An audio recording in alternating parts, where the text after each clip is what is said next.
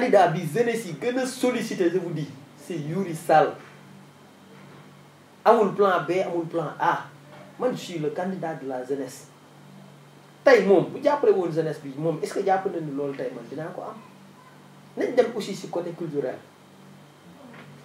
responsable politique candidat futur candidat bu acteur culturel yi gën a sollicité c'est Youri Sall en 2017 j'ai 316 parrainages en 2019 j'ai 98 parrainages en 2020 à cause de la pandémie aussi même chose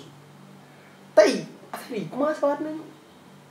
mais lan la acteur culturel yi bénéficié wu mais dara nañ dem aussi si yeneen secteurs yi nga xamante ni moom si compétence am la bokk man je vois absolument rien du tout maa ngi xaar ci moom le maire ngir yàlla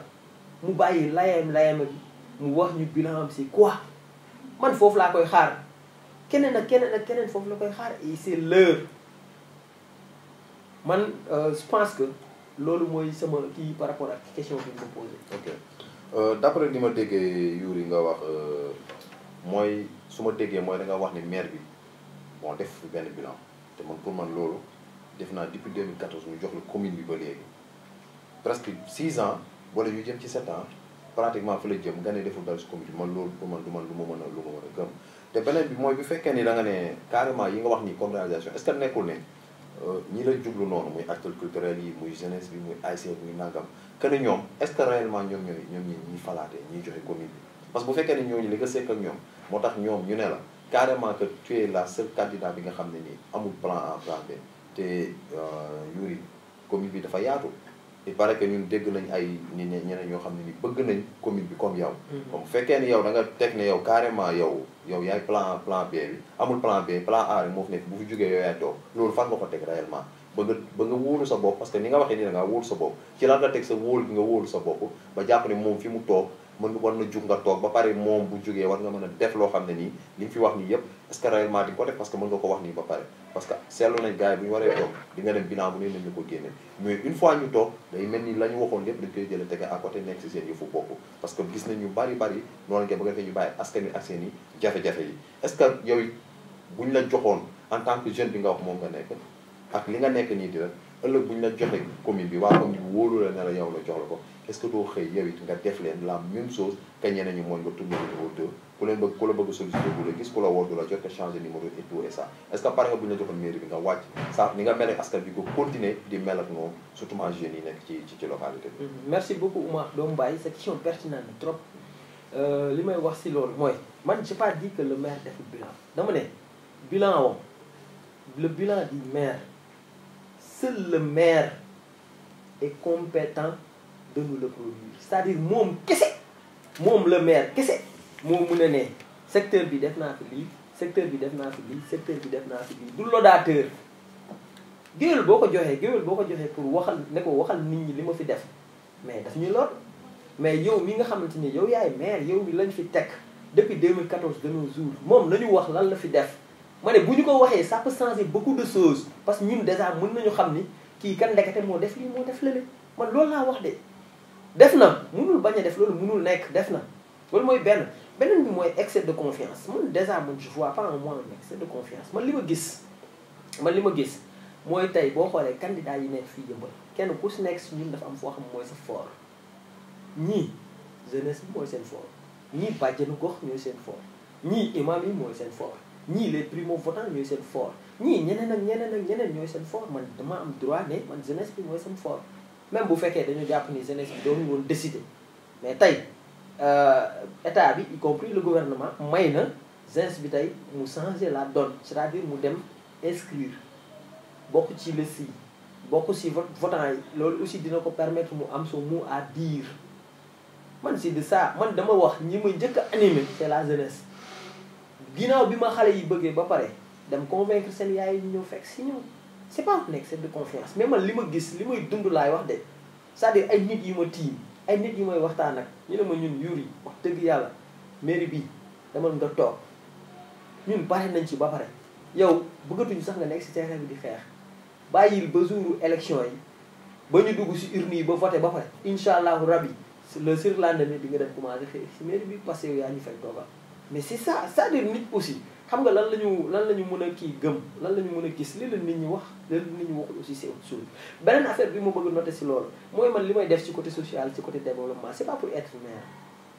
non man wax naa ko si émission bu ma toog dama koy wax man damaa gis ni sama wërsëg man yu ci joxe la nekk saa yu ma joxee balaa may yeewu damay am tribu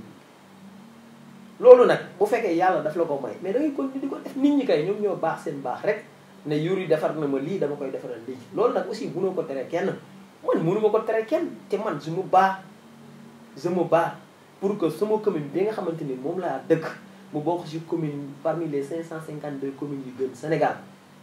il y a beaucoup de candidats et parmi ces candidats am na ñoo xam ne dama leen respecté trop sax am na ñoo xam ne dama leen bëgg trop sax ma waxaale la fii nii képp koo xam ne candidat yëmbal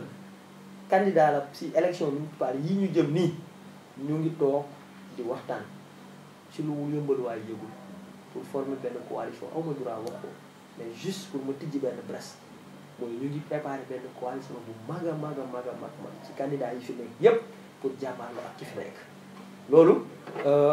c'est possible ñu ngi ci waxtaan ñu ngi trouver aussi les tenants et les aboutissants ci par rapport ak projet boobu noonu ñu jëm parce que du yomb mais nous allons réussir incha allah di inviter jeunesse bi di inviter les relais communautaires les bajenu gox les délégués de quartier les imams à se rejoindre à nous parce que le vrai combat c'est nous waaw ba léegi li ñuy wax rek gars yi ñu ngi fii ci Yoor Yoor TV ak seen émission ñëwoon tey fii seet si woon Yuri Sall fii ci Yeumbeul Nord précisément marché Fatou Doumbia Daouda Ndiaye monsieur le maire dégg nga li Yuri wax waaye Yeumbeul ñu ngi dajaloo rek sa kaw lañ jëm dégg nga lu boo nga waajal ba léegi ñu continuer waxtaan bi Yuri il paraît que sànq sa wax xam nañu yaa ngi féetee APR mais Yuri il paraît que da nga yor tamit benn mouvement bi nan la tudd ak ci lan lay dox. merci wax man déjà yoruma benn mouvement man ñetti mouvement laa yor lu tax ma yor ñetti mouvement mooy xam nga yëmbal ni ñuy jàppee ni ñuy sotee loolu ñun xam nañ ko déjà manifestation bu yëmbal duggul loxo day ëpp loxo gouvernement saa yu déggee manifestation Sénégal déggoo ci commune Yeumbeul Nord manifestation boobu du dem fenn mais saa yu déggee manifestation Sénégal nga dégg ñu ne commune Yeumbeul Nord jóg nañu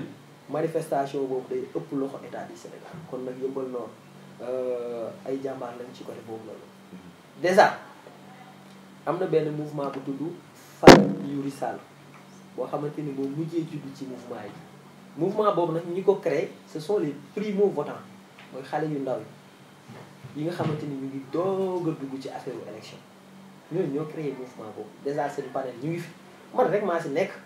ci ñu nekkul si yeneen panel yi parce que à chaque fois ñu créé benn affaire aussi dañ nekk y a aussi un autre mouvement du nom de taxawu Yeumbeul Nord nga xamante ni moom laa njëkk créé ci mouvement y a aussi un autre mouvement du nom de Yeumbeul moo ñu ñor nga xamante ni bàjjen ñu gox yi ak maire mbootaay si lañ bokk c'est-à-dire kon tey 3 mouvements la après mouvement yooyu nag am na yeneen mouvement yoo xam ne comme li Pape Sy nga xam ne mooy secrétaire général bi créé ci koñam am yeneen mouvement aussi yoo xam ne Abou Konjira moom la créé ci koñam mooy fii Comico am yeneen mouvement yoo xam ne Abou Baye Fall moom la créé fële koñam di Aynoumar yi am yeneen aussi mouvement yoo xamante ni waa benn baraak moom la ñu créé de passage ma jàllale waale fi tey waa benn baraak mooy ay si benn baraak dañ ma parrainé benn final à partir de 17h ma ngi leen fay invité waale aussi ñu mu nekk affaire yu bari yoo xamante ni dañoo daje nekk ay mouvement de soutien pour la candidature de Yuri Sall ma leen di féliciter di leen jaajëfal bu baax a baax a baax li waral loolu nag mooy dañu am confiance ci man yàlla bu yàlla tas seen yaakaar loolu kese laa leen di ñaanal. D'accord léegi Yuri ñu ñëw ci parce que affaire commune bi. parce que Yeumbeul la ñu wax te xamoon nañu ne Yeumbeul commune Yeumbeul mu ngi bokkoon ci département bu Pikine mais léegi gis nañ ni Yeumbeul dañ ko jël boole ko léegi ci Kër Massar. moom ak Malika Yeumbeul Nord surtout ak Malika. lan nga xalaat ci départementalisation boobu noonu bi ñu jël Yeumbeul boole ko ci Kër Massar lan moo ci sax la. loolu lu rafet la man je pense que waruñu ko woon def sax en 2021 man je pense que dañ ko waroon def depuis en 2014 2015 ni ñu doon planifier acte 3 de la décentralisation depuis boobu lañ ko waroon def c'est-à-dire c'est une vieille doléance bu ñu ko waree def du tey le maire et député Moustapha Mbeng l'avait proposé depuis en 2016 te bi mu koy proposé xamoon na réalité département bi c'est-à-dire département wu Pikine ndey la mais dafa xiiboon pour boot 16 communes mënu ko ak lu ñu mënti wax mënu ko tey boo xoolee tey commune Kër Massar ak commune yu Yëmbal noonu ñoom ñaar boo leen boole mën tolloon ak Pikine kon nag boo bëggee jël 16 communes nga jël leen ñoom ñëpp bootale leen benn yaay joo xam ne dafa xiiboon boo moytul bu yàggee du ko fekk te loolu moo ñu dal léegi nag bu fekkee dañoo détaché 5 communes tey ñu détaché leen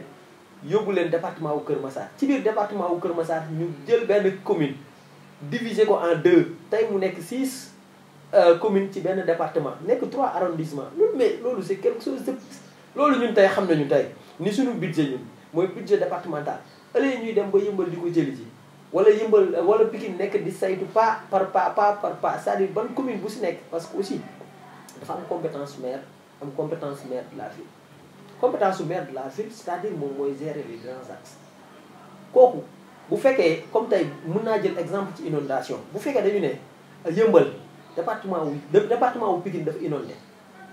ñu ne maire bi léegi dafa war a dem di saytu pas par pas fan ak fan moo am problème pour juste après mun ko wax ministre bi delloo ko ci gouvernement bi delloo ko ci président mais loolu dafa gudd c'est-à-dire nañu bàyyi département wu Kër Massar nekk en plein exercice te loolu tey li ko may mooy avantage bi nga xamante ni daf ko am ci la départementalisation de Kër Massar tey Kër Massar ñu ngi compter 6 communes mooy commune u Yëmbal Nord commune u Yëmbal Sud Malika Kër Massar Nord Kër Massar Sud ak la commune de Jaxaay 6 communes yooyu tey ñu boole tey mais ñoom déjà mën nañu régler seen problème Kër Massar yaatu na Yëmbal yaatu na Jaxaay yaatu na kon déjà ñoom mën nañu am seen stade municipal Kër Massar yaatu na départ tey mën nañu waxuma sax kii mais mën nañ dem ba am suñu université boobu mën nañ am aussi dem ba am suñu lycée boo xamante ni lycée département bi la mën nañ dem ba am suñu propre infrastructure mën nañ dem ba am suñu propre ressource et man je pense que même sax département wu Pikine bi muy nekk département Pikine seen ressource si 6 communes yii la woon tey kon ressource bii ñu am tey dañ koy bénéficier dafay dellu si waat si ñun ñu ngi xeex nag pour ay position yu banal pour maire du département la commune maire patati patata man je pense que loolu jaru ko commune bu bees lañu commune bu frais lañu département bu bees lañu département bu frais lañu kon man lu ma jàpp lu ma gëm nga xamante ni déjà tey maa créé pouvoir et opposition du département de Pikine nga xamante ni dafa dajale acteur ak responsable yi nga xamante ni ñoom ñoo nekk ci 6 communes yi ñu ngi fa échanger bu baax déjà y a beaucoup de personnes qui me sollicitent pour ma ajouter leen fa malheureusement dafa fees ñu ngi xalaat pour ay problème yi nga xam ñoo nekk au niveau départemental ñu trouver si ay solutions depuis dès maintenant pour loolu nag maay invité les 6 maires des communes qui se trouvent dans le département de Kër Massar ñoom aussi ñu trouver ay solutions par rapport ak problème yi nga xamante ni département comme Kër Massar moo koy jànkoonte déjà ñun dañoo judd rek màgg mooy bu ma ko waxee mooy tey expérience bi ñu bénéficié wu si département wu Pikine tey permettre nañ bu ñu ñëwee Kër Massar rek dañoo xam li ñu war a def ak li ñu warul def les postes yi nga xamante ni aussi jeunesse bi daf ko war a bénéficier wu jeunesse bi ñu ngi ciy xeex depuis dès maintenant dootuñu nangooti benn pas ñëw jiite le conseil communal de la jeunesse dootuñu nangu aussi benn pas jóge fa la ñëw jiite le conseil départemental dootuñu nangu aussi ak yeneen nomination yoo xam ne jeunesse bi tey ñoo ko war a bénéficier li mag ñi war a jël nañ ko jël bàyyi li xale yi war a jël li xale yi war a jël nañ ko jël bàyyi li mag ñi war a jël c'est-à-dire loolu mooy dund loolu la ñuy dundee loolu mooy départementalisation c'est-à-dire kii li mu war a def na ko def bàyyi kii li mu war a def kii li mu war a def ko bàyyi li mu war a def mooy mondialisation ci essence lañ dëkk man je pense que sur ce il faut ñu dimbalante pour réussir crème boobu noonu di invité kenn ku si nekk pour mu impliquer si combat bi parce que tey Yëmbal ak Kër Massar Yëmbal Sud ak Kër Massar Malika ak Kër Massar Jaxaay ak Kër Massar Sud Nord ak Kër Massar mun nañu def le 46e département mu nekk le meilleur parmi les 45. mais est-ce que jàppoon ni ne loolu politique moo xalal moo tax ñu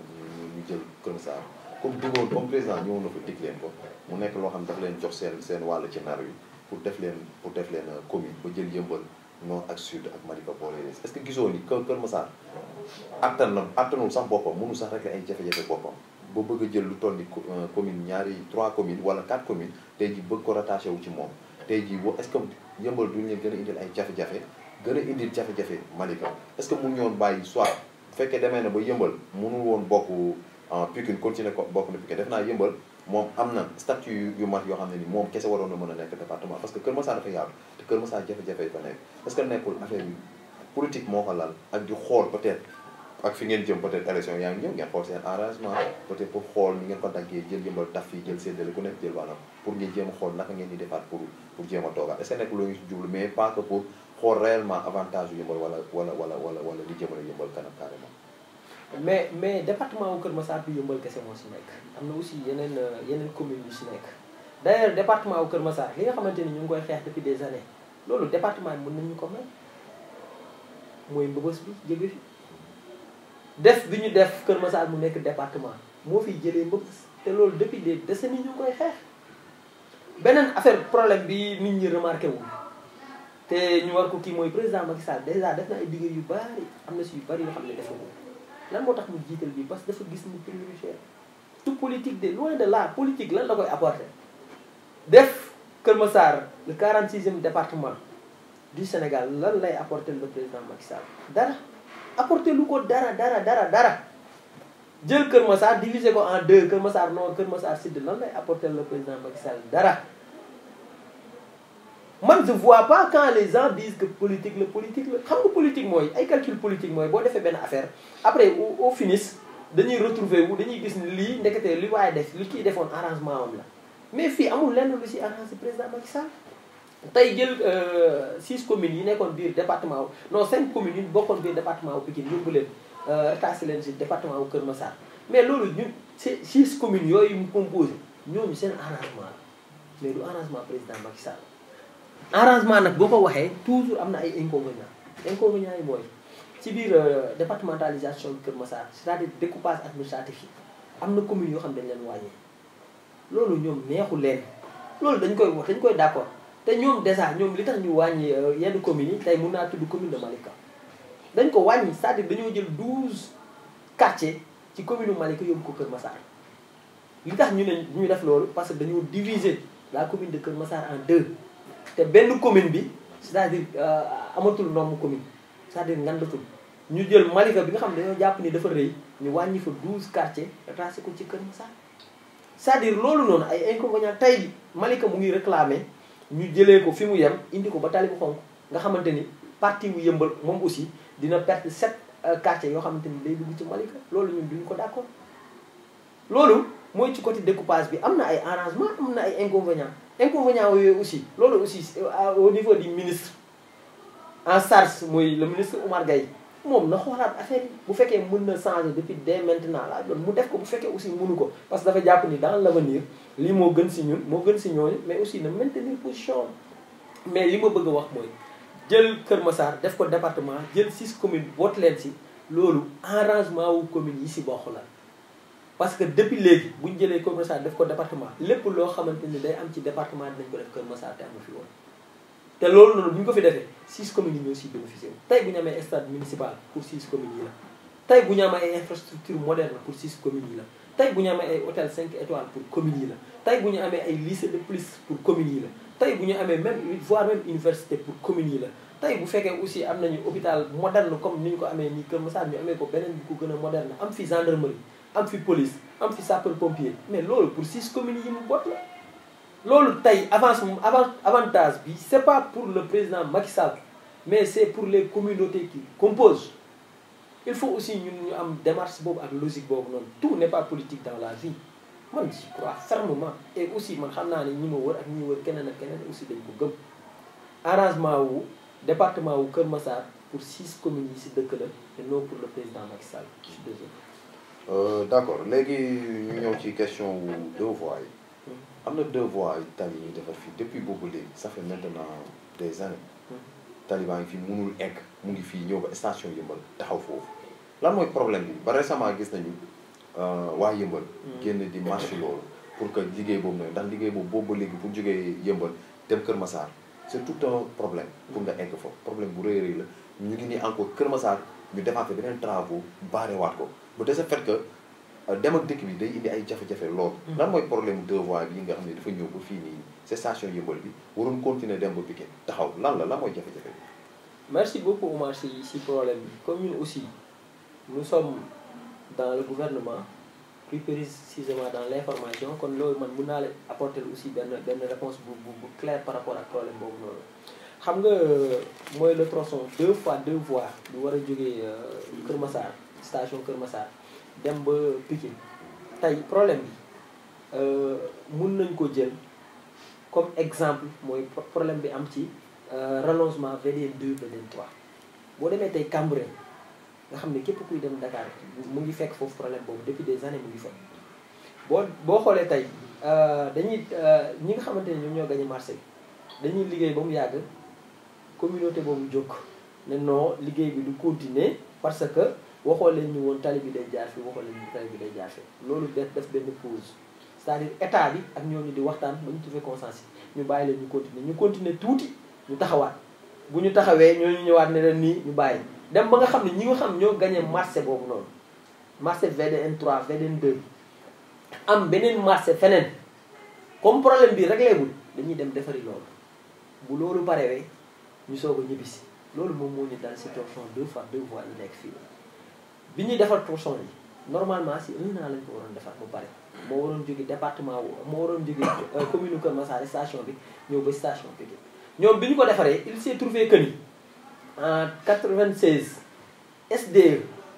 ci woom yi daf ko jaarale ci suuf tali bi moo ko Senelec seen fil yi ak seen tiwo yi dafa jaar si digg tali yi léegi nag ñu woowoon ñaari société yooyu ne leen seen fil yi ak seen tiwo yi da ngeen koy déplacer parce que dañuy gas dañuy jaarale canalisation boo leen ko déplacé wu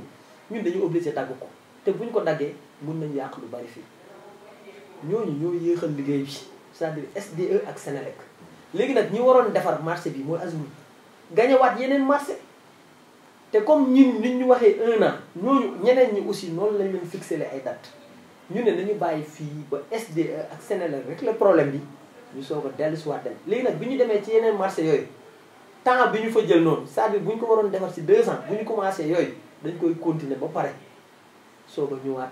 ci fii nii nga xamante ni dañoo jàpp ni blocus bi SDE la ak Senelec loolu moom moo waral tey problème bi mais nag je dis pas que le président mënu si dara mënoon na si dara mën na si lu bari dem sax directement sauter ci le président dafa ëpp les élus locaux d'abord mooy le maire les députés le sous-préfet le gouverneur ñoom mën nañ ci dara nuñ ci mënee dara mooy fàttalil Macky Sall parce que Macky Sall ñun ñëpp xam nañu c'est quelqu'un qui est très chargé fàttalil ko l'axe 2 fois 2 yi nekk si ne ko pareegul pour moom aussi mu mën a depuis dès maintenant booster le ministre en charge pour mu xool nan la ñuy def ba continuer travaux yi c'est-à-dire loolu moo nekkoon seen rôle bu fekkee nag aussi ñoom depuis 2016 waxuñu ko dara président jàpp ni fii nooy na nekk mais tel n'est pas le cas lii moo waral yéexaay bii nii tronçon bi yéex mooy ñii dañ fi bàyyi liggéey bi dem ci yeneen liggéey bu ñu paree si liggéey boobu dellu si waat ci liggéey bi entre temps SDE ak Senelec ñëw déplacer seen matériel yi nga xamante ni dafa occupé woon 2 fois 2 yi loolu mooy explication bi nga xamante ni kenn mënu ko dindi Yeumbeul kenn mënu ko dindi Sénégal te tey lan moom moo may information boobu noonu mooy damaa côtoyé damaa flirté ak ñi nga xamante ni ñoom ñooy les responsables concernés le ministre tutelle Mansour Sow ak ñi nga xamante ni aussi ñoom ñooy les responsables de l'AGEROUTE ak yeneen fonctionnement yu mel noonu c'est ça qui m'a permis aujourd'hui d'avoir cette information et je me permets, vous me le permettez vous-même de le partager ici avec la chaîne Yoor Yoor TV. Ok. Merci beaucoup. Def naa explication yi leer na yéen chers internet yi seetaan site bi def naa amoon nañu waa Yeumbeul amoon nañu jaaxle lool ak jafe-jafe pour xam réellement lan moo tey liggéey bi te def naa à travers monsieur Youri Sall monsieur le maire le futur maire de Yeumbeul Nord tey jii am na explication yu bëri yoo xam ne te def naa explication yi satisfaire na leen. Bon lii nag mu def naa moo nekkoon waxtaan Yoor Yoor TV tey fii ñëwoon fii si Yeumbeul Nord tey seet si woon monsieur le maire Youri Sall mi nga xam ne nii c'est le futur